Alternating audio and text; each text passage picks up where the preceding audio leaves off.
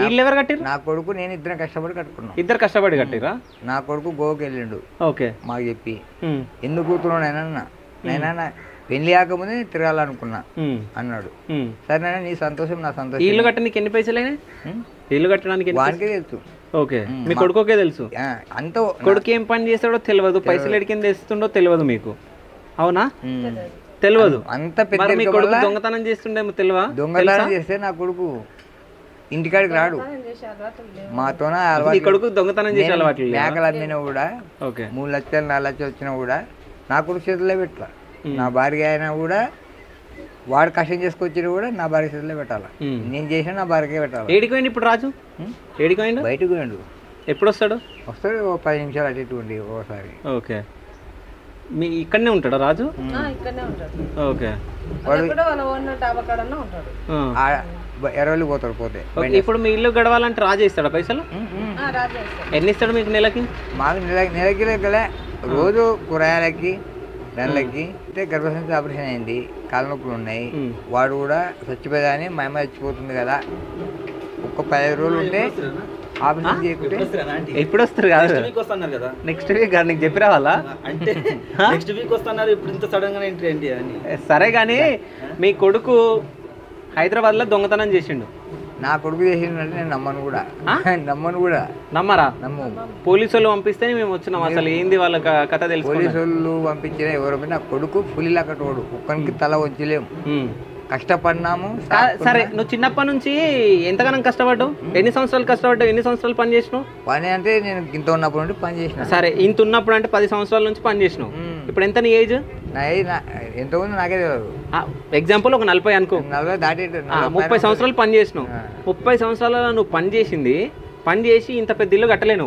కట్టలేదు. నీ కొడుకు ఎట్లా కట్టింది సంవత్సరంలో? సంవత్సరం అంటే నేను సంపాదించినది వాడు సంపాదించుకునేది ఇద్దరం కలుపుకొని, నా భార్య కూడా కష్టం చేసి. అదంతా కాదు, నువ్వు మాట మార్చవద్దు. నీ కొడుకు నెలకి ఎంత సంపాదిస్తుండు? నెలకు వచ్చేసి 30,000 40,000. ఇప్పుడు నిజం చెప్పు, లక్షలు వస్తున్నాయంట నీ కొడుకుకి. మంది మస్తుంటారు.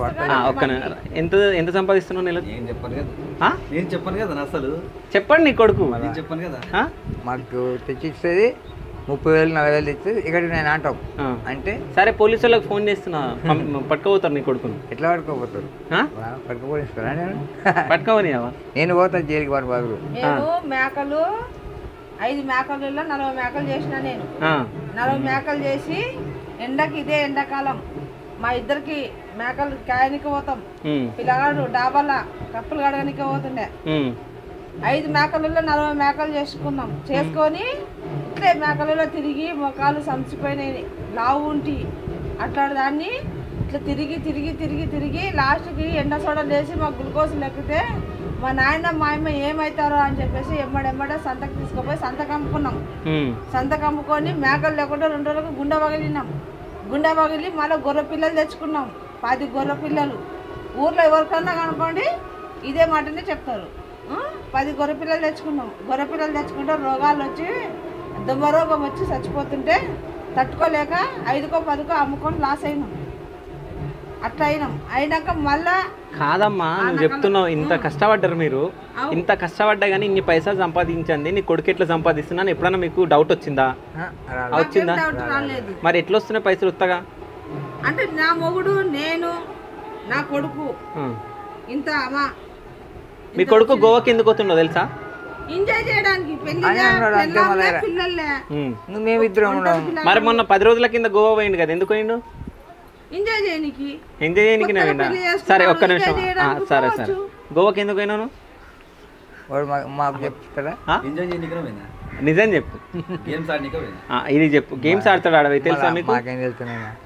అది వానికే నా కొడుకుకే తెలియాలి, అవి మాకైతే తెలియదు. మీ కొడుకు గేమ్స్ ఆడుతున్నాడు, అట్లాంటి గేమ్స్ ఆడొద్దు. ఎందుకు ఆడుతున్నాడు మీ కొడుకు గేమ్స్? అది తెలుసుకోవాలి కదా మీరు. మేము చదువుకోనిలే, ఏముద్దురులో. నా కొడుకు 4 లక్షలు రావచ్చు, నాకైతే ఏం రాదు, నా పెళ్ళానికి రాదు. ఇట్లాంటి గేమ్స్ ఆడొద్దు. అంటే ఈయన గేమ్ ఆడి సంపాదిస్తుంది కానీ చాలా మంది పోగొట్టుకుంటారు, కొన్ని లక్షలు పోగొట్టుకుంటారు. సో నీ కొడుకును కూడా ఆపమని చెప్పాలి. అయితే నేను ప్రీవియస్ ఈయన ఇంటర్వ్యూ చేసిన, నేను చూసిరా నన్ను?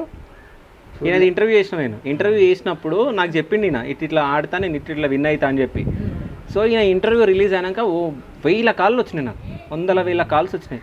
సో రాజు నంబర్ కావాలని చెప్పేసి. ఎందుకని ఫోన్ మాట్లాడితే నేను 1,00,000 రూపాయలు పోగొట్టుకున్నా, నేను 5 లక్షలు పోగొట్టుకున్నా, 18 లక్షలు పోగొట్టుకున్నా అని చాలామంది అడుగుతారు. నేను రాజుకు ఫోన్ చేసి అడిగిన, ఇట్లంతా కాల్ చేసి పోగొట్టుకుంటున్నారు డబ్బులు, నువ్వెట్లా సంపాదిస్తున్నావు, పాపం వాళ్ళకంటే ఏమో ట్రిక్స్ అంటే చెప్పు అంటే నేనెందుకు చెప్తా అని చెప్పేసి రాజు అంటుండు. అంటే ఎవరు తెలియో వాళ్ళకు ఉంటుంది, బట్ వాళ్ళంతమంది పోగొట్టుకున్నప్పుడు నీకు ఎట్లా వస్తున్నాయో నాకు అర్థం కాలే. పాపం వాళ్ళందరూ నీ గురించి ఎతుకుతున్నారు, రాజు నంబర్ కావాలని. ఆ ట్రిక్ ఎట్లా నేర్చినావు? గద్వాలో కూడా బీద వాళ్ళకి ఇల్లు కట్టించినాడు. ఏమో ఈ బయట నిలబడ్డాము, ఇల్లు చూస్తుంటే జిగిల్ అని మెరుస్తుంది లోపల. ఒకసారి లోపలికి పోదాం మనం, పద. ఇంట్లోకి రాగానే ఒక్కసారి పైకి చూపెట్టు, మొత్తం ఇల్లు మొత్తం జిగిల్ అని మెరుస్తుందిగా. సో నేను చెప్పినా కదా ఇంట్లోకి రాగానే జిగల్ మెరుస్తుందని చెప్పేసి, అది ఎందుకు బంద్ చేసినావు నువ్వు? మెరుస్తుంది అనగానే అయితే నేను మెరుస్తుంది అనగానే దాని లైట్లు బంద్ చేసిండు అంటే జనాలకు తెలుస్తుందనా? సరే, ఇంత మంచి ఇల్లు కట్టినావు, ఎంత ఖర్చు అయింది దీనికి? 25 lakhs పైన అయింది. సో ఇది మొత్తం ఎర్నింగే, గేమ్స్లో ఆడి విన్ అయింది. దీనికి నిజం చెప్పాలి, చాలా మంది అంటున్నారు గేమ్ ఆడే ఇల్లు కట్టించడం అంటే, గేమ్ ఆడి అందరూ పోగొట్టుకుంటున్నారు కదా, గేమ్ ఆడి నేను ఇల్లు కట్టిస్తా, గేమ్ ఆడి ఆస్తులు అమ్ముతున్నారు, నేను గేమ్ ఆడి ఇల్లు కట్టిస్తాను.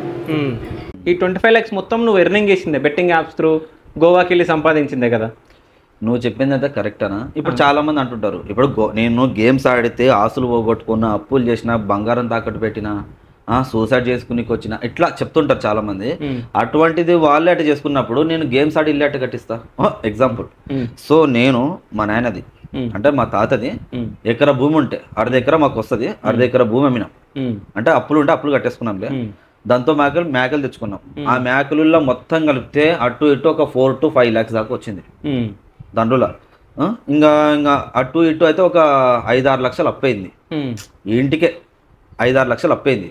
ఇంకొకటి ఏంటంటే నేను ఎవరైతే ఓనర్ అంటేనో అతనితో ఒక 2 lakhs తీసుకున్నా. 2 lakhs తీసుకుని గోవాకి పోయొచ్చా. అంటే నేను అంతకుముందు పోయొచ్చినా ఒక 2-3 times పోయొచ్చా, మళ్ళీ పోయా గోవాకి. పోయాక అప్పుడు నేను అక్కడ ఎర్నింగ్ చేసుకున్నా, అంటే లైవ్లో ప్లే చేసుకుని మనీ అయితే ఎర్నింగ్ చేసుకుని ఇక్కడికి వచ్చి అయితే స్టార్ట్ చేసిన. అంటే గేమ్లో కూడా ఇంత పెట్టేసిన, అట్లా అని మొత్తం గేమ్ మొత్తం పెట్టలేదు నేను. అలాగనే గేమ్స్ అంటే ఆన్లైన్లో ఆడి ఇట్లా ఈ సంథింగ్ అయితే లేదు. కాకపోయినా నేను గోవాలో అయితే దగ్గరుండి లైవ్లో ప్లే చేసిన చూడు, అక్కడైతే ప్రాఫిట్ వచ్చింది నాకు. ఎందుకంటే గోవాలో లీగల్, నేను అక్కడ ఎంత ఎర్నింగ్ చేసినా పట్టుకునేది ఎవరు. సరే, ఇప్పటి వరకు ఎంత ఎర్నింగ్ చేసినావు నువ్వు? 1 కోటి 2 కోట్లు? నేను చెప్పాను కదా. నువ్వు ఎందుకు చెప్పావు? నేను 10 కోట్లు ప్రీవియస్ ఇంటర్వ్యూ జరిగినప్పుడు ఏమని చెప్పినావు? ఇల్లు ఎర్నింగ్ చేసే కట్టినాను, బెట్టింగ్ యాప్ త్రూ చేసిన అన్నావు, లైవ్లో నాకు ప్రూవ్ చేసినావు, కొన్నట్టు లైవ్లో ప్రూవ్ చేస్తున్నట్టు, నువ్వు పైసలు వస్తున్నట్టు ప్రూవ్ చేసినావు, అవునా? ఇల్లు కూడా ఎర్నింగ్ చేసే కట్టినా అన్నావు, అవునా? ఇప్పుడేమో మాట మార్చినావు, ఫ్లాట్లు కొన్నావు, అవునా? సో అయితే నువ్వు గెలువు అంటే నీ దగ్గర ట్రిక్ ఏముందో అది నాకు అనవసరం. బట్ నేను ఇక్కడ వరకు ఎందుకు వచ్చినా అంటే, మన ఇంటర్వ్యూ చూసిన తర్వాత నాకు చాలా కాల్స్ వచ్చినాయి, అసలు చెప్పలేనన్ని కాల్స్ వచ్చినాయి, అవునా? అంతమంది పైసలు పోగొట్టుకోరు, లక్షలు కాదు, 1 లక్ష కాదు, 2 లక్షలు కాదు, 18 లక్షలు పోగొట్టుకున్న వాళ్ళు కూడా నాకు కాల్ చేశారు. కాల్ చేసి ఆ రాజు నంబర్ మాకు కావాలి, సో మేము ఇన్ని పైసలు పోగొట్టుకున్నాం, సో ఆయన దగ్గర మేము ఏమైనా నేర్చుకుంటాం, ఏమైనా ట్రిక్స్ ఏమైనా నేర్చుకుంటాం అని చెప్పి చాలా మంది కాల్ చేశారు. సో వాళ్ళకు నీకు డిఫరెంట్ ఏంది డిఫరెన్స్ ఏంది అసలు? ఇప్పుడు నేను ఇక్కడ ఒకటి చెప్తా వాళ్ళకి, ఎవరైనా పోగొట్టుకున్న వాళ్ళు ఇప్పుడు ఏం చేస్తారంటే, స్టార్టింగ్ ఏదైనా గేమ్ ఓపెన్ చేసి, అది మన ఇండియాని, మన తెలంగాణ, ఆంధ్రప్రదేశ్ లీగల్కి ఇచ్చినదైనా కానీ, లీగల్ ఇయ్యందైనా కానీ, ఏదైనా సరే ఓపెన్ చేస్తారు. ఒక 1000 10,000 పెడతారు, పోతాయి. మళ్ళీ ఒక 5,000 10,000 అంటే చిన్న అమౌంట్ పెడుతూ ఉంటారు. అట్లా 1 lakh అవుతుంది. అంటే 5,000 ఒకసారి 10,000 ఒకసారి 2,000 ఇట్లా మొత్తం కలిపితే ఒక 1 lakh అవుతుంది. అట్లా ఒక 10 lakh కూడా చేయొచ్చు. అట్లా చేస్తే నాకు ఎర్నింగ్ చేసుకోవడం కష్టం. బట్ నా ట్రిక్ ఏంటంటే, నేను ఎక్కడ పోయినా సరే, సిక్కం, మన గోవా కానీ సంథింగ్ లీగల్గా ఇచ్చిన ప్లేస్లో నేను తీసుకోపోవడమే 1 to 1,50,000 తీసుకుపోతాను. 1 to 1 lakh, ఇట్లా 5,000 2,000 తీసుకోపోను. తీసుకుపోయి నేను అక్కడ ఎంత పెడతాను, అలాగే ఏ దాని మీద పెడితే వస్తాయి, ఎంత పెడితే వస్తాయి, ఎలా పెడితే వస్తాయి, ఈ ట్రిక్స్ నాకు తెలుసు. కాబట్టి ఎట్లా తెలుసు నీకు ఇవి? ఎట్లా తెలుసు నీకు? అంటే నాకు ఒక 5 years ఎక్స్పీరియన్స్ ఉంది కదా. ఎక్స్పీరియన్స్ ఉంది 5 years. నీ ఏజ్ ఎంత ఇప్పుడు? 25 అంటే 20 సంవత్సరాల ఏజ్ నుంచే నువ్వు ఈ గేమ్ ఆడుతున్నావు.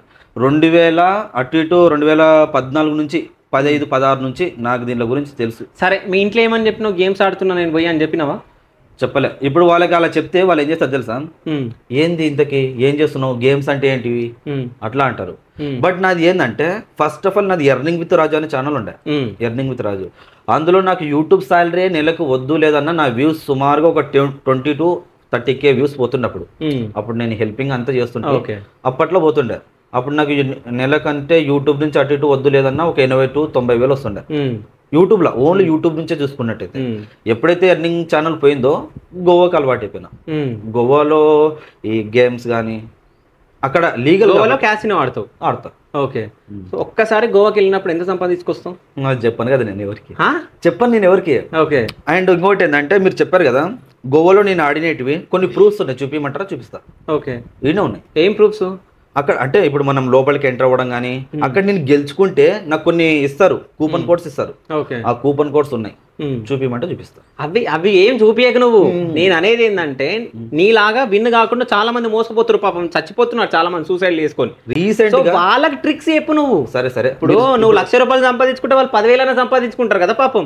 ఓకే. సో ఇంతమంది కాల్ చేసినప్పుడు నాకే అనిపించింది ఇంతమంది కాల్ చేస్తారంటే పాపం వాళ్ళకి ఏదైనా మనం హెల్ప్ అయ్యేటట్టు చేద్దాం అన్నట్టు నేను ఇంటర్వ్యూ చేసిన కాబట్టి నీకు నెక్స్ట్ వీక్ వస్తా అని చెప్పినా కానీ సో ఇక్కడ నేను దగ్గరలో వేరే షూట్కి వచ్చి సరే లొకేషన్ ఎట్లా ఉంది కదా అని చెప్పేసి నేను రావడం జరిగింది. సో నేను ఇంకోటి ఏంటంటే నేను రాగానే వచ్చింది చూసి నీకు కోపం వచ్చింది, అవునా? కోపం కాదు, సడన్గా వచ్చినావు కదా అట్లా అని. లేకుంటే ఇట్లా ఉంటానా నేను, ఇంత ఇట్లా ఉంటానా? లేదంటే మంచిగా రెడీ అవుతుంది కదా. అంటే ఏది బ్లేజర్ వేస్తావా బిజినెస్ మ్యాన్ లాగా? ఓకే, అట్లా తయారవుతాడా? మీ